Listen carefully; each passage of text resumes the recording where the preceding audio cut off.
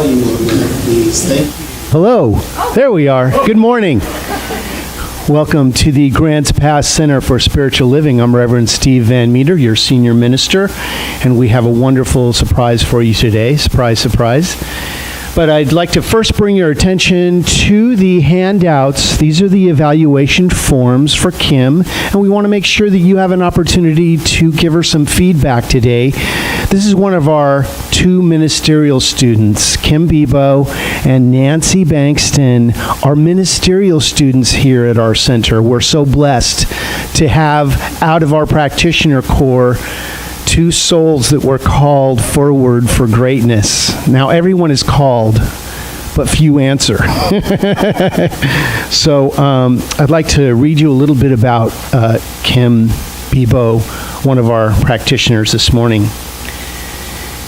She's been a member here at the Grants Pass Center for Spiritual Living for 11 years and a practitioner since 2015.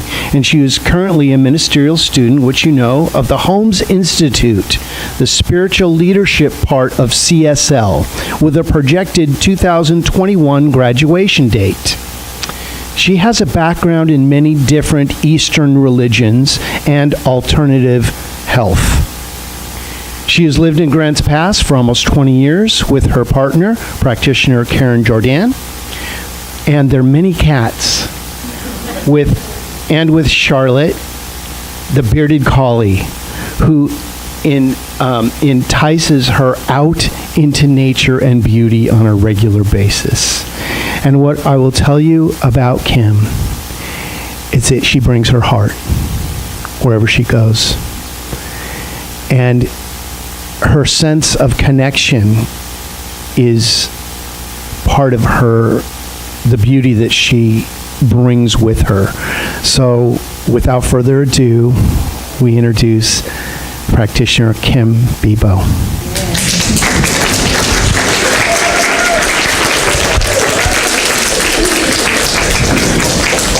Thank you. Enjoy. Whoa! I'm dragging. I guess I'll have to stick it in my pocket.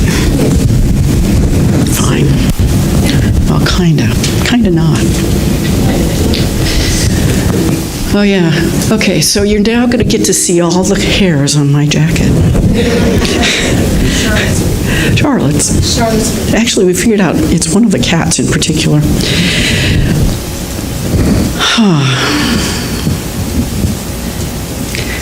It is absolutely wonderful to be here today. And can you hear me? Because I know that I tend to talk very quietly. And I've been told for the last 3 days, speak up. So my talk today is for beauty. As I stand here looking out at all of you, I see a sea of beauty. For beauty is in the eye of the beholder. I am looking through the eyes of spirit with the eyes of love, and I see you with a spiritual standard of beauty. That is, of the beauty within you as the spiritual reflection of each and every one of us. We radiate the beauty of God within and without. We grow and change, knowing the beauty of who we are, and we joyfully create new experiences that are filled and flowing with beauty, love, and power.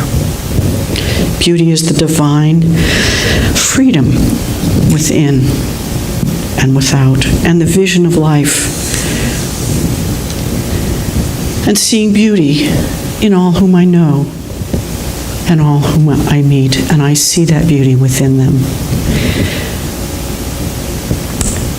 The man approached a very beautiful woman in the large supermarket and said, "You know, I lost my wife here in the supermarket. Can you talk with me for a few moments?" She kind of looked at him funny and she says, "Why?" "Because every time I talk to a beautiful woman, my wife appears out of nowhere."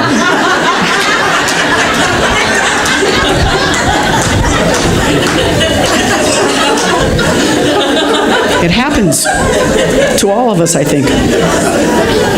Beauty is not in the face. Beauty is a light in the heart. This word beauty came to me in a visioning. And I was asked to find a spiritual quote that fit for me around the word beauty. I really like Thomas Troward.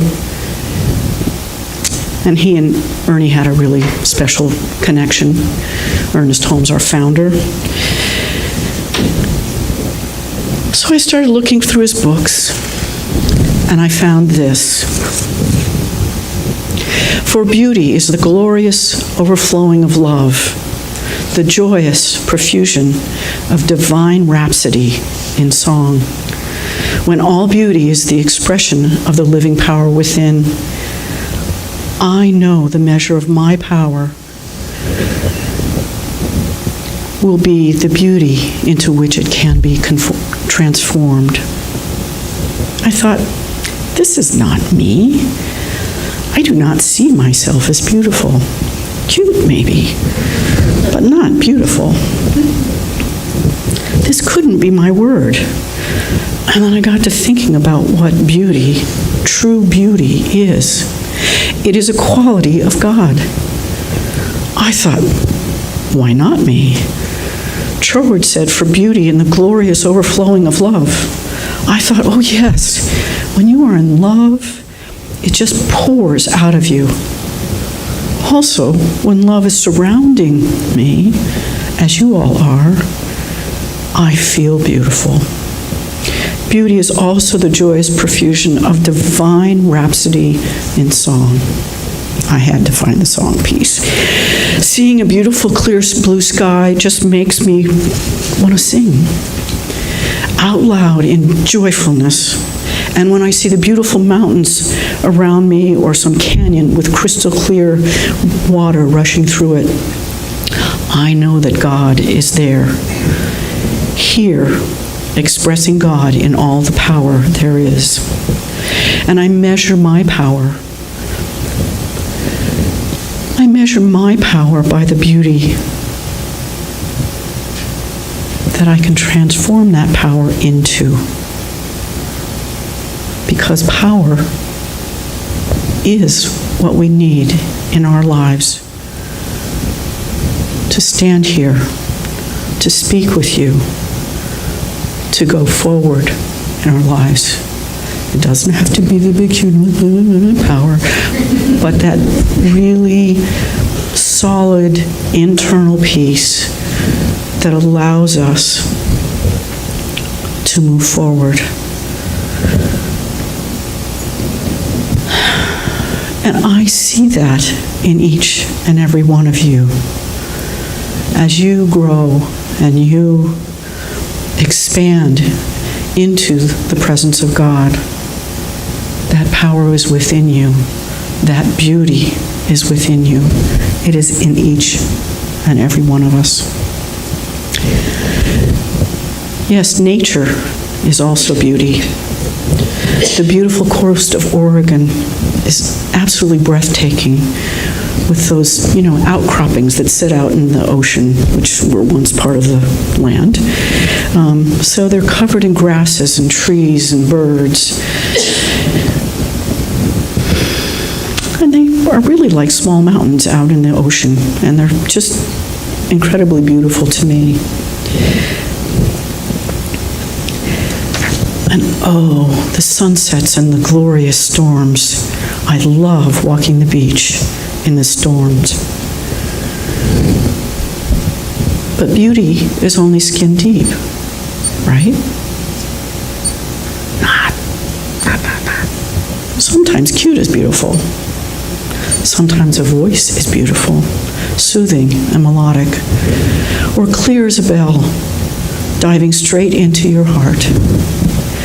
I know that we have all had music soar into our hearts, reminding us of how much beauty is in the world. People are beautiful. I've seen some beautiful hair. I've seen some glorious eyes that sparkle with love Yet I've never understood the eyelashes, beat against the forehead, the false ones.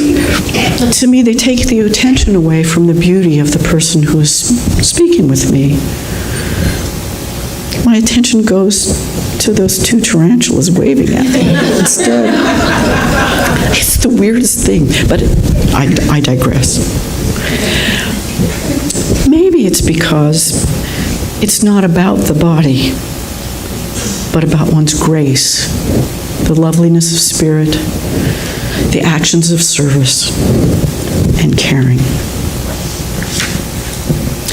Ernest Holmes, the founder of our religious science, said this: "I realize there is a divine presence at the center of my being. I let this recognition flow down into the very depths of my being. Every thought and condition contrary to the divine perfection is eliminated. I rejoice in this realization." What he says is so true. We are the beauty of the innermost depths of our being.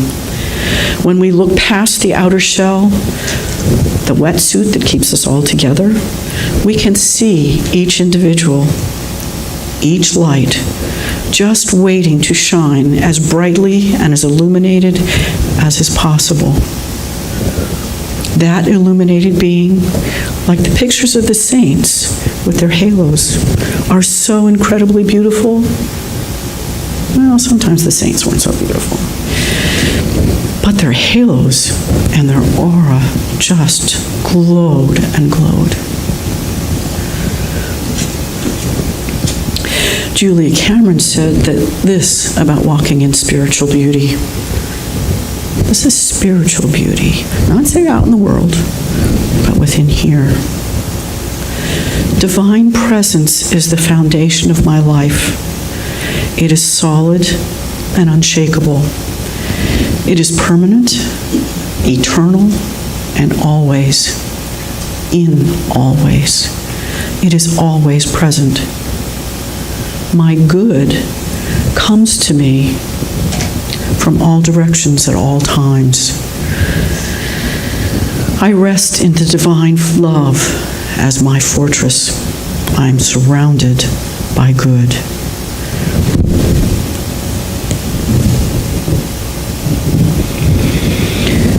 My spirit and my life are one with the benevolent force of the universe. The good and the strength spoken here is the power spoken by Troward. When all beauty is the living power of God, when it is transformed, all will be the divine rhapsody of song. Staying in the presence, knowing the God within and without, is what we are here to do. Seeing the beauty in everyone you meet. It is there. Take a moment and see that beauty. Touch it with your heart in the same way you would with your eyes.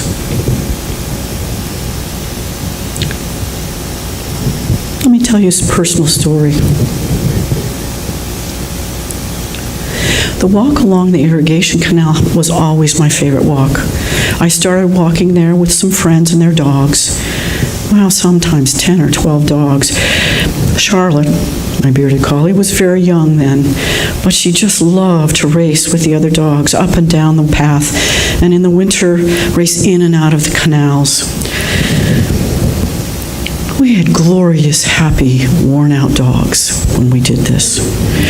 I think because I walked with the others where we talked and walked and made sure the dogs were okay and didn't go someplace they weren't supposed to.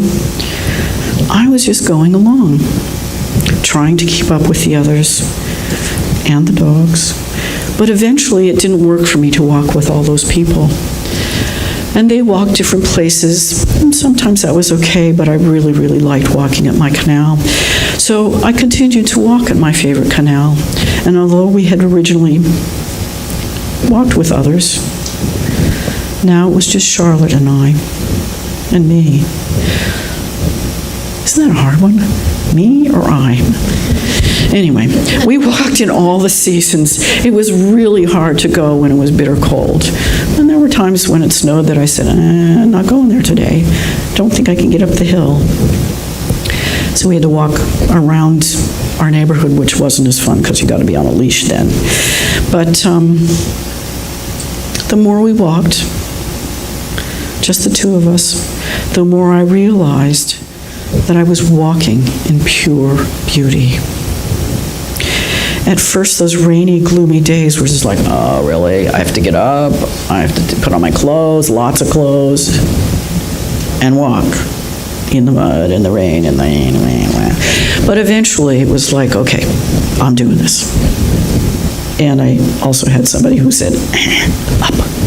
Now, put on the correct clothes, because if you don't put the correct clothes, I know we're not going for a walk, and that makes me depressed. So you put on the correct clothes, and we will go for a walk. I really had to talk myself into walking at all some days. But then there were the days when life was just in this weird place, and it was really the only place to go. And one day I was walking and talking and walking and talking, and I don't know what I was talking about, but it was a blankety blank, blank, blank thing. And I became aware that I was going up the trail, which was only like this, against the flow of the canal, going like this. And I was going this way. And I was really having at it with something that was going on. I was really stuck. And I went farther than I usually did, and I realized I needed to go back. I had to go to work. I had pretty much gotten it all out, so I turned around and I started back. I was now going with the flow. And lo and behold, I was singing a song, one of my favorites, I am so grateful, or for the beauty of the earth. I don't know, I was just singing along. And in that realization, I knew I had been doing my blankety blank against the flow, and that blankety blank was like a boulder in a stream. And it just kept sitting there, and I just kept going, and it kept staying ahead of me as I'm walking along against the flow of the stream. And as I finally realized,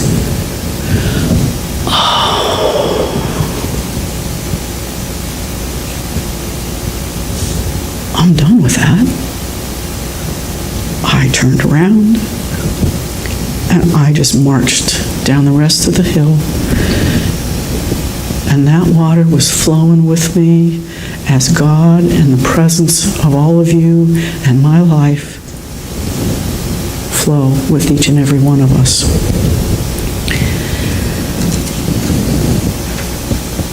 Eventually, as I walked, all I could see around me was lush green woods, sparkling water, and a relatively level path that afforded me the privacy of my own green cathedral.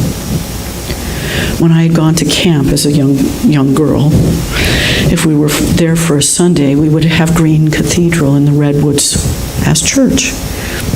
That was a magical time for my 16-year-old self. We sang, and I think one of the counselors gave some kind of inspirational little talk, but it was so quiet and green and lovely.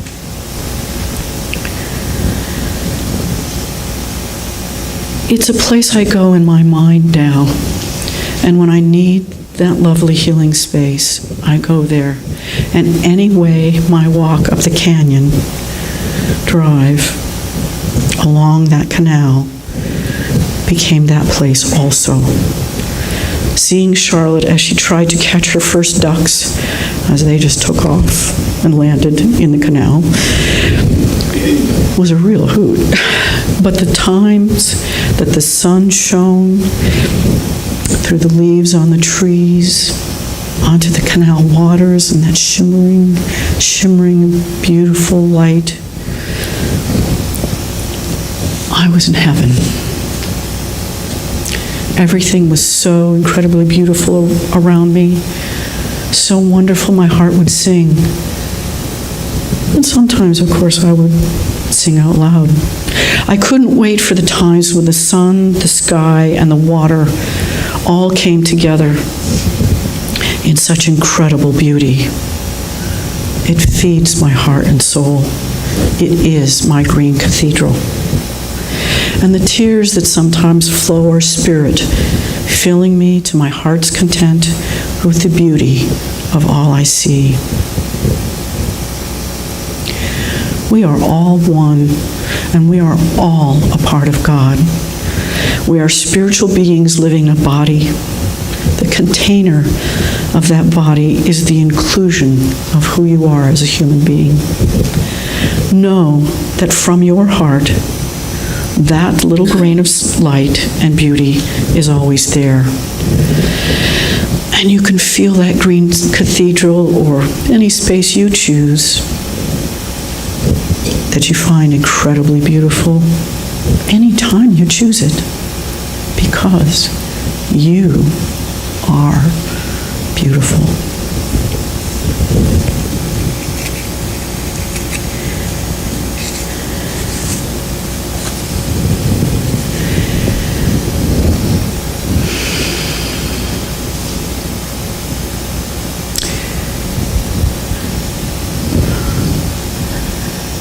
I know for you that peace, that beauty that shines inside of you grows and grows and grows. And we all know that it isn't always there all the time, but there's always a spark. There is always a spark. And that is what we grow. That is what we grow to be the powerful, beautiful presence that we are in the world. And I'd like to give you an affirmation. I am radiating the beauty of God within and without, and joyfully creating new experiences that are filled and flowing with beauty and love. And I challenge you, I implore you, on your way out the door today, reach out to see the beauty in all you experience today. As you walk out the door, out to your car, look up and see the space between the leaves, and know that that is you, and that is the presence. You are beautiful. Namaste.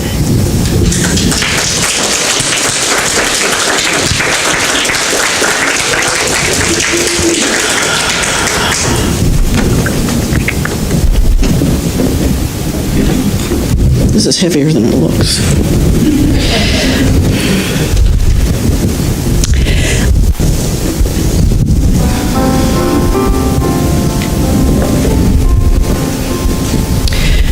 And if you'll join me in some affirmative prayer, and you may close your eyes, take a soft focus on the lights or the mural with the sun shining down in all of its glory.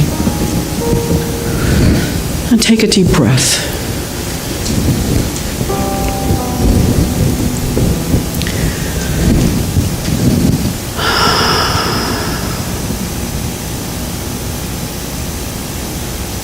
God and I are one. And God is all there is. And God is the leaves on the trees and the shimmering flow of the water down the canal. God is the beauty, the love, and the power of all. And in that knowing, We are all one. God and I are one. All are one. And we take into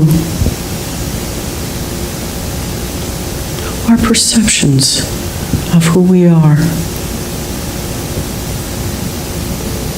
the knowing that that little spark that grows, maybe infinitesimally, maybe in leaps and bounds, is a spark of the true self of who we are.